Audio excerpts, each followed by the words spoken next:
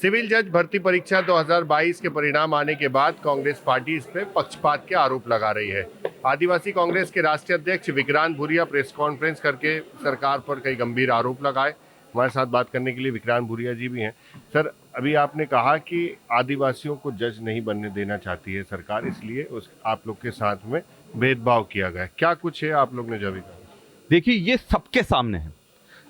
Civil जज की 2022 की परीक्षा होती है। वो परीक्षा में कुल मिलाकर 191 पोस्ट आती हैं। बहुत सारे लोग उसको देते हैं और उसके में 121 पोस्ट आदिवासियों के लिए आरक्षित थी, मतलब ये उनका अधिकार था, उस पर उनका चयन होना थी।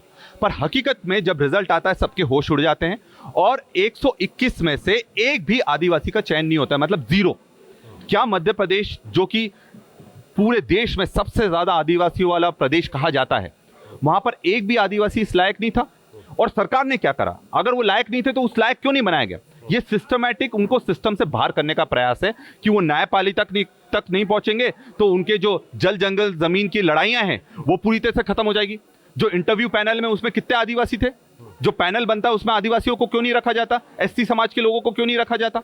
एससी समाज से सिर्फ एक जन का चयन होता है, ओबीसी से सिर्फ 5 लोगों का चयन होता है। तो हकीकत यह है कि जितने भी आरक्षित पद हैं उनको खत्म करना है और 4 साल तक जब ये प्रक्रिया में नहीं होता है तो उनको यह अधिकार है सरकार को कि वो उसको इनएलिजिबल कर नॉट सुटेबल फाउंड सुटेबल कर एनएफएस कर आप उन सारे पोजीशंस को ओपन कर देते हैं।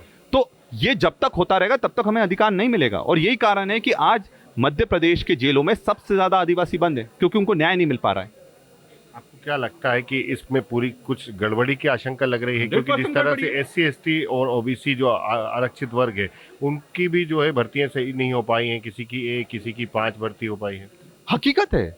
और ये सिस्टमैटिक कर दिया है। सबसे खतरनाक चीज क्या है? एक होता है धांधली करना, जो कि आपने धांधली करी और भूल गए। एक होता है सिस्टम को ही शोषितों के लिए बंद कर देना।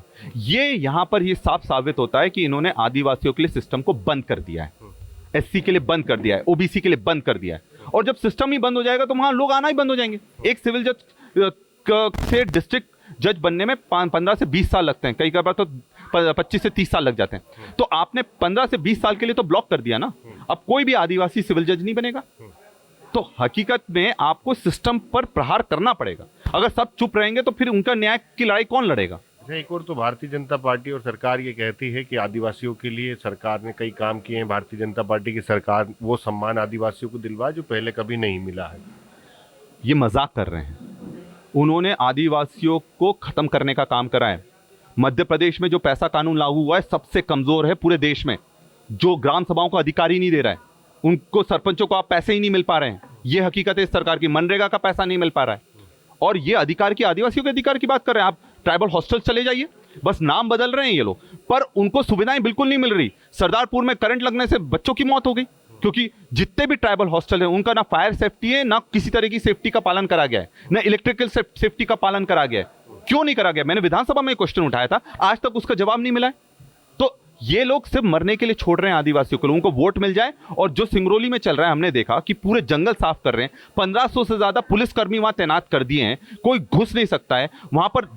जिला बदर की कार्रवाई हो रही है। अलीराजपुर में अभी मुख्यमंत्री जी आए वो जनजातीय गौरव दिवस पर, वहां पर ही ये लेटर जारी हुआ है जिसमें 6 किलोमीटर का अलीराजपुर क्षेत्र के लोगों को साफ करने का बोला गया है कि आप जितने भी नर्मदा पट्टी में लोग हैं उनको हटा दो।